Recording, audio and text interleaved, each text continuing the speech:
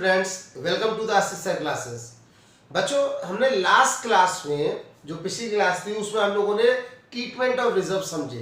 Treatment of reserves में हमने दो पार्ट की बात की थी, एक था वर्कमैन कंपेंसेशन रिजर्व और दूसरा था इन्वेस्टमेंट फ्लक्चुएशन रिजर्व। एक और रिजर्व था जिसको हमने लास्ट क्लास में बात नहीं की थी, अब बात कर लेते हैं, वो होगा जनरल रिजर्व। तो इस क्लास में हम इसी तरीके से कुछ और टॉपिक्स रह जाते हैं रिमेनिंग, वो हम डिस्कस कर लेते हैं इस क्लास के अंदर। सबसे पहले हम जनरल रिजर्व की बात करेंगे कि जनरल रिजर्व की क्या ट्रीटमेंट रहा करते हैं। उसके बाद प्रॉफिट एंड लॉस अकाउंट, अगर डेबिट बैलेंस हो तो जनरल एंट्री क्या रहेगी। इन दोनों तीनों यानी सभी केसेस में हम क्या करेंगे, इन चारों केसेस में हम जर्नल एंट्री देखेंगे कि हमारी जनरल एंट्रीज क्या रहेंगी और उसकी एडजस्टमेंट क्या रहेगी। तो प्रॉफिट एंड लॉस अगर डेबिट बैलेंस हो तो क्या करना है, और क्रेडिट बैलेंस हो तो जनरल एंट्री क्या पास करनी है। ऐसी डेफर्ड रेवेन्यू एक्सपेंडिचर, आप लोग समझते होंगे डेफर्ड रेवेन्यू एक्सपेंडिचर यानी जब भी कंपनी शुरुआत में फॉर्म होती है या फर्म का फॉर्मेशन होता है, शुरुआत होती है, तो कंपनी में कुछ खर्चे किए जाते हैं, वो सब कहलाए जाते हैं डेफर्ड रेवेन्यू एक्सपेंडिचर। जैसे प्रिंटिंग ऑफ कह सकते हैं प्रोस्पेक्टस, जब भी कंपनी शुरू होती है तो एक प्रोस्पेक्टस बनाया जाता है ताकि उनके शेयर इशू हो सके। ऐसे और भी खर्चे हुआ करते हैं। तो इसी तरीके से जब फर्म शुरुआत होती है तो कुछ खर्चे शुरुआत में होते हैं जिनको हम डेफर्ड रेवेन्यू एक्सपेंडिचर कहते हैं। तो उसकी जनरल एंट्री क्या रहेगी, और ये भी पता होगा ये डेफर्ड रेवेन्यू एक्सपेंडिचर कभी भी एक साथ खर्च नहीं किए जाते, ये अराउंड कह सकते हैं 5 ईयर्स में या 5 to 10 ईयर्स में आने वाले समय में राइट ऑफ होते हैं। अगला adjustment of accumulated profit losses and reserves. अगर ये सारी चीज सब एक साथ दे रखी हो तो एक एक्यूमुलेट एंट्री क्या बनती है, एक कंबाइंड एंट्री क्या बनती है, इसकी भी बात करेंगे। और एडजस्टमेंट ऑफ कैपिटल जो कि last topic of this chapter है। तो मैं कह सकता हूं ये अभी आपकी सेकंड लास्ट क्लास है इस चैप्टर की, यानी chapter number 3 change in profit sharing ratio among existing partners की। इसके बाद हमारी लास्ट क्लास होगी, उसमें हम एडजस्टमेंट ऑफ कैपिटल से रिलेटेड एक क्वेश्चन करेंगे जिसको हम कह सकते हैं कॉम्प्रिहेंसिव क्वेश्चन। उसके अंदर एडजस्टमेंट ऑफ कैपिटल और जितने भी टॉपिक्स हमने डे 1 से, क्योंकि हमारा डे 4 है, डे 1 से डे 4 तक जितने भी टॉपिक्स कवर किए हैं उन सबको एक साथ एक ही क्वेश्चन में ट्रीट करके देखेंगे, यानी एडजस्ट करके देखेंगे। तो सबसे पहले टॉपिक पे आ जाते हैं जिसको हम बोलते हैं जनरल रिजर्व। तो इसकी जनरल एंट्री समझ लेते हैं।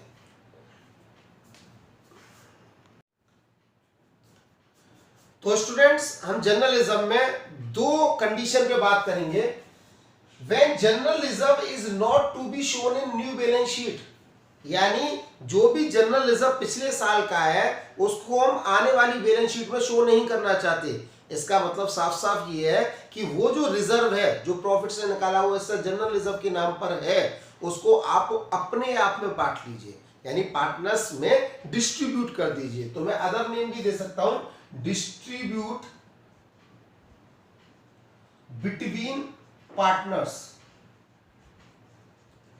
इसका मतलब साफ साफ ये है कि अगर आप जनरल रिजर्व को नई बैलेंस शीट में शो नहीं करना चाहते तो अपने आप में आपस में बांट लेंगे, डिस्ट्रीब्यूट बिटवीन पार्टनर्स। तो इसके लिए जनरल एंट्री क्या रहेगी, जनरल रिजर्व का बैलेंस होता है क्रेडिट, क्योंकि ये क्या होती है आपके लिए लायबिलिटी।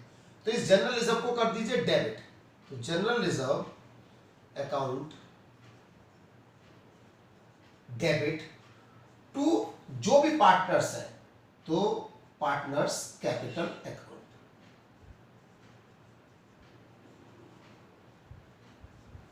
तो बीइंग जनरल रिजर्व डिस्ट्रीब्यूटेड किस रेशो में, ये जो जनरल रिजर्व होगा वो किस रेशो में आ जाएगा पार्टनर्स के बीच में, ओल्ड रेशो में। जो भी रेशो आपके क्वेश्चन में गिवन होगा ओल्ड, उस ओल्ड रेशो में उस जनरल रिजर्व को हम बांट देंगे। तो जनरल रिजर्व को डेबिट कर देंगे और पार्टनर्स को क्रेडिट। अब सेकंड सिचुएशन की बात आती है कि when general reserve is to be shown in new balance sheet, यानी आप पार्टनर्स में डिस्ट्रीब्यूट नहीं करना चाहते, आप चाहते हो कि जनरल रिजर्व जो पिछली साल का था वही इस साल कंटिन्यू रहे, आपकी बैलेंस शीट में कहीं ना कहीं दिखे। तो आपको एक सिंपल सी एंट्री कर देनी होगी। ये तो पहला केस और यह है दूसरा केस। इसमें सिंपल एंट्री होगी gaining partners capital account debit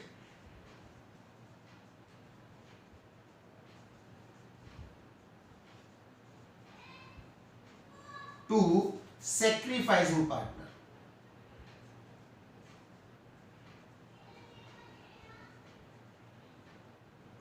capital account.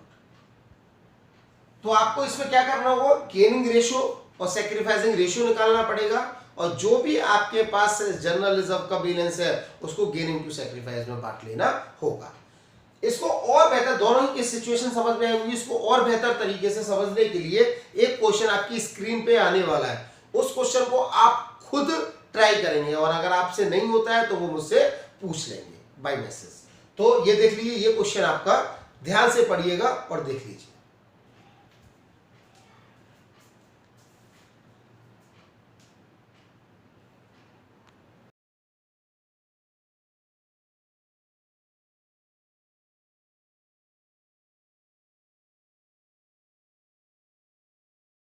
तो स्टूडेंट, जनरल रिजर्व का आपने क्वेश्चन देख ही लिया, आप इसको ट्राई कीजिएगा घर पे।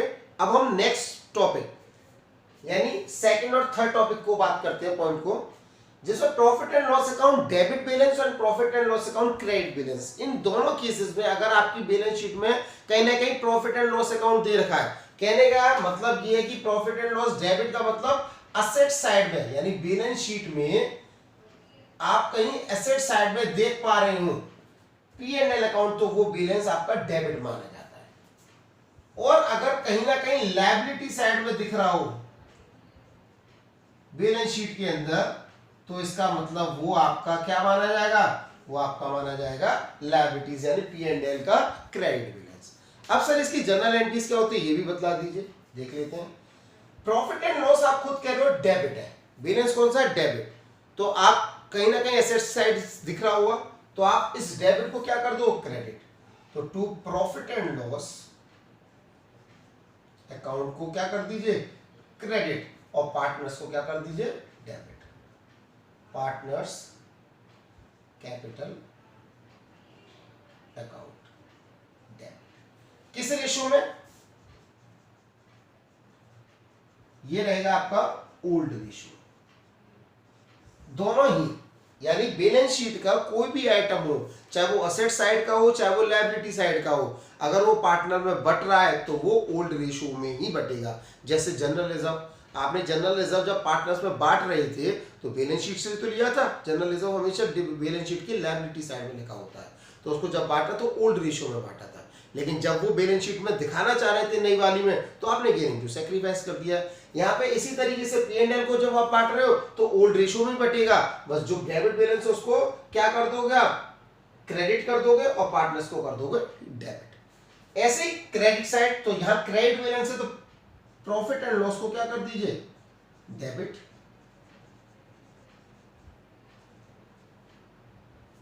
To partners capital account. किस रेशियो में, आपका वही ओल्ड रेशियो में बटेगा। तो इतना ही सिंपल है, कोई ज्यादा सीखने लायक नहीं है। इस P&L अकाउंट में आपको सीधा सीधा गिवन होगा, और आप उस गिवन को अगर एसेट साइड यानी डेबिट बैलेंस है तो उसको बांट दीजिए, यानी P&L को क्रेडिट करके, और अगर लायबिलिटी में कहीं ना कहीं P&L क्रेडिट दे रखा है तो उसको डेबिट करके पार्टनर्स में बांट दीजिए। ध्यान रखिए किस रेशियो में, ओल्ड रेशियो। और एक और चीज दिमाग में उतार लेना कि बैलेंस शीट से जो जो आइटम बटेगा वो किस रेशियो में होगा, ओल्ड रेशियो में। क्लियर। चलिए अब इसको और अच्छा करने के लिए एक क्वेश्चन और देख लीजिए आपकी स्क्रीन पे, ताकि आपको अच्छे से समझ आ सके। देख लीजिए इस क्वेश्चन को।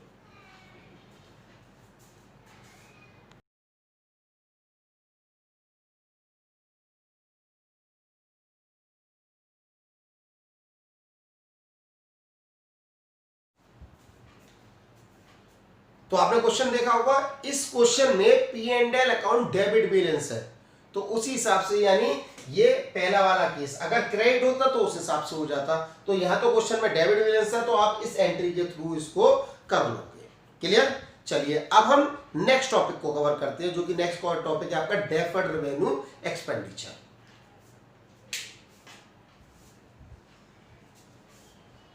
बच्चों डेफर्ड रेवेन्यू एक्सपेंडिचर भी कहीं ना कहीं आपकी बैलेंस शीट के असेट साइड में गिवन होता है। डेफर्ड रेवेन्यू एक्सपेंडिचर, एक एग्जांपल अगर डेफर्ड रेवेन्यू एक्सपेंडिचर का लें तो हम एडवर्टाइजमेंट एक्सपेंडिचर भी कह सकते हैं। Deferred revenue expenditure. मैंने आपको बता ही दिया ये क्या होता है, तो इसका एक एग्जांपल देख लेते हैं, वो है एडवर्टाइजमेंट एक्सपेंडिचर।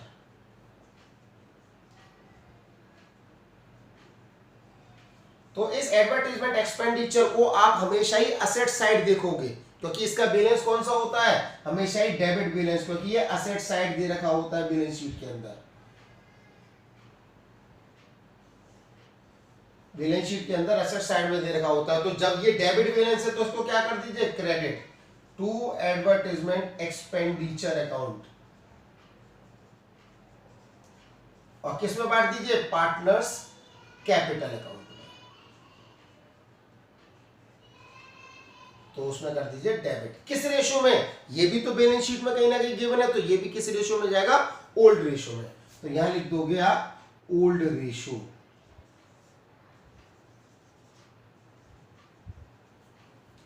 तो यहां पार्टनर्स कैपिटल को डेबिट कर दीजिए, एडवर्टाइजमेंट एक्सपेंडिचर को आप क्रेडिट कर दीजिए। तो सेम P&L की तरीके से ही एडवर्टाइजमेंट एक्सपेंडिचर भी बढ़ जाया करता है। अब जरा नेक्स्ट टॉपिक देख लेते हैं। तो इस टॉपिक में, टॉपिक का है accumulated profit losses and reserves, यानी हमने सभी स्पेसिफिकली आइटम्स के ट्रीटमेंट पढ़े।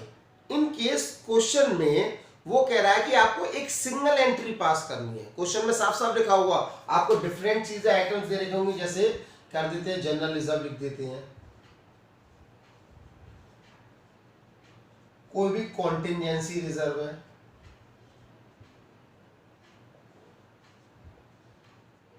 कोई भी प्रॉफिट एंड लॉस अकाउंट है, सपोज करते हैं डेबिट बैलेंस है, कोई भी एडवर्टाइजमेंट एक्सपेंडिचर अकाउंट है, इसका भी कौन सा बैलेंस होता है, डेबिट।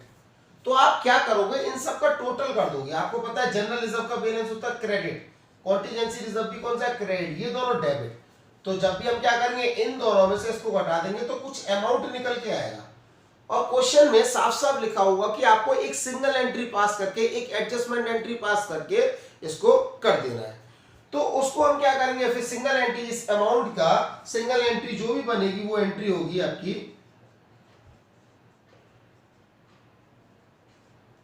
गेनिंग पार्टनर्स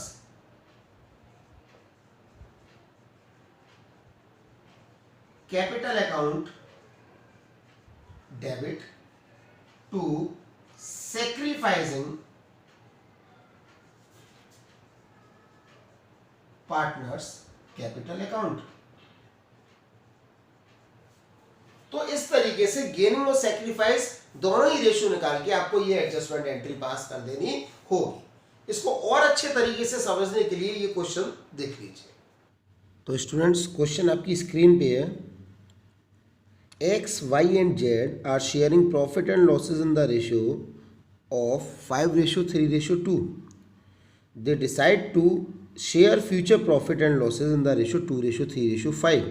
यानी आपकी दोनों ही रेशियोज गिवन है, ओल्ड रेशियो भी है और न्यू रेशियो भी, with effect from 1 April 2019। Students, काफ़ी स्टूडेंट्स की क्वेरी आई है कि ये विद इफेक्ट फ्रॉम क्या होता है। यानी कहने का मतलब ये है कि ये जो लिखा रहता है सर VWE&F, तो ये होता है विद इफेक्ट फ्रॉम। तो विद इफेक्ट फ्रॉम का मतलब होता है तब से। इसका मतलब ये कि 1 अप्रैल से बोल रहा है तो वो तब से इतना हो जाता है। तो विद इफेक्ट फ्रॉम 1 अप्रैल 2019। तो they also decide to record the effect of the following accumulated profit losses and reserves without affecting their book value by passing a single entry. तो आपको क्या करना है, इस केस में एक सिंगल एंट्री पास करनी है। तो कुछ फॉलोइंग बैलेंसेस दे रखे हैं, जैसे general reserve, profit and loss account का credit balance, advertisement suspense account, ये सब। तो देखें कैसे करेंगे। सबसे पहला आपका स्टेप रहेगा number 1, calculation of gaining sacrifice ratio.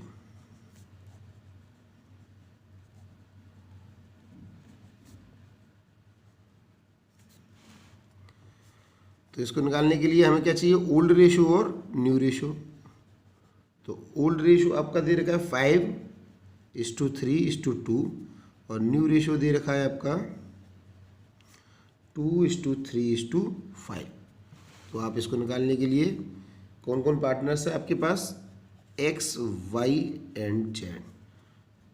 तो आप कुछ भी निकाल लीजिए, चाहे वो गेन ही निकालो चाहे सेक्रीफाइसिंग गेन ही निकाल लेते हैं। न्यू माइनस ओल्ड होता है, न्यू माइनस ओल्ड रेशो।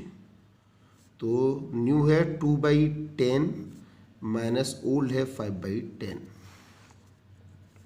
ऐसे यहाँ पे आपका 3/10 माइनस 3/10। ऐसे यहाँ जेड का हो जाता है 2 न्यू है आपका 5/10 माइनस ओल्ड है आपका 2/10। तो जब आप इसको कैलकुलेट करेंगे तो 10 LCM हो जाता है, तो ये माइनस का 3 आता है। इट मीन्स ये सेक्रीफाइस कर रहा है, ये 0 हो जाएगा, इसमें कुछ भी नहीं करेगा। और यहाँ पे 3/10 गेन करिएगा क्योंकि ये प्लस का आ रहा है। तो एक पार्टनर यानी आपका कौन कौन सेक्रीफाइस कर रहा है, एक्स सेक्रीफाइस कर रहा है और जेड गेन कर रहा है। आप ओवरऑल वैल्यू निकाल देंगे इसकी। ओवरऑल वैल्यू कैसे निकालेंगे, देखिए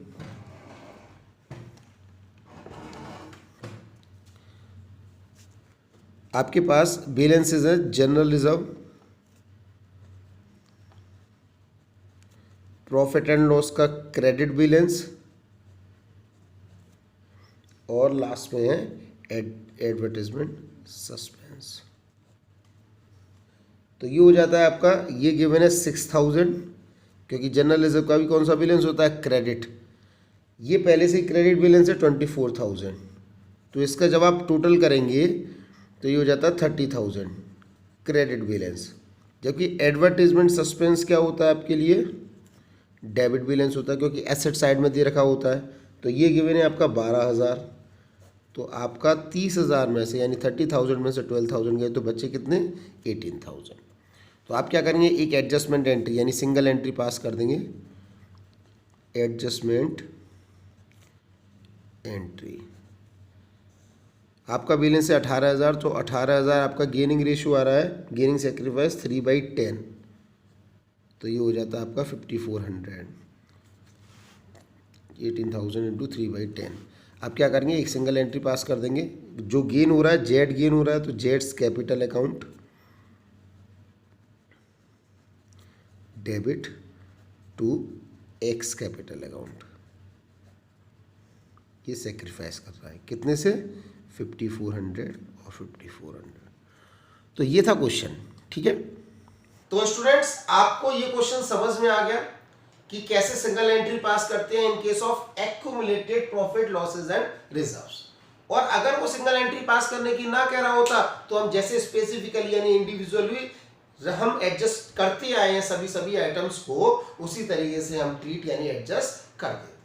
अब आपका last topic of this chapter रह जाता है एडजस्टमेंट ऑफ कैपिटल। इस एडजस्टमेंट ऑफ कैपिटल को हम नेक्स्ट क्लास में कवर करेंगे with the help of one example, यानी एक पूरा इलस्ट्रेशन कह सकते हैं, क्वेश्चंस को पूरे अच्छे तरीके से सॉल्व करेंगे शुरू से लेके अंत तक। यानी हमने जो जो टॉपिक्स कवर किए, सबसे पहले हमने कवर किया था revaluation account, sacrificing gaining ratio निकालना सीखा था, उसके बाद में रिजर्व सीखे थे, गुडविल ट्रीटमेंट सीखा था, और उसके बाद आज की क्लास में जो टॉपिक्स कवर किए हैं। तो ये सभी topics plus adjustment of capital के साथ में एक क्वेश्चन सीख लेंगे, लेकिन वो इस क्लास में कवर नहीं करेंगे। आज की क्लास हम यहीं खत्म करने जा रहे हैं, हम नेक्स्ट क्लास में इसको कवर करेंगे, ठीक है। तो आज की क्लास यहीं खत्म करते हैं बच्चों।